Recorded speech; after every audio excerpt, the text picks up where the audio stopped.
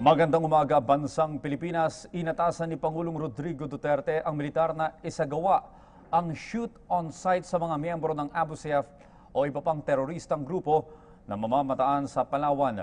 Ayon sa Pangulo, sakaling may makita ang mga militar o pulis na terorista ay maaari nila itong barilin hanggang sa mapatay. Dapat tanyang gamitin ng security forces ang kanilang mga sandata para mapatay ang mga bandido nang sa gayon ay matapos na ang problema. Hindi anya dapat mag-alinlangan ang mga sundalo na patayin ang mga terorista. Una nang nagpalabas ng travel advisory sa kanilang citizens ang US at UK sa Palawan dahil na rin sa banta ng pangingidnap. Batay sa naturang travel advisory, nakatanggap ang US Embassy ng credible information na mayroong mga teroristang grupo ang nagpaplano na magsagawa ng pangingidnap kung saan target ang mga dayuhang turista sa Palawan.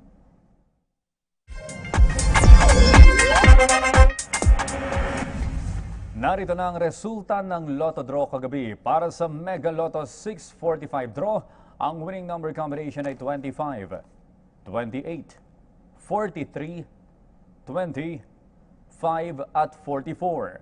Para naman sa Grand Lotto 655 Draw, ang winning number combination ay 44, 52, 7, 6, 11 at 42. Wala pa pong nakakuha sa mga jackpot prize sa Mega Lotto 645 at Grand Lotto 655.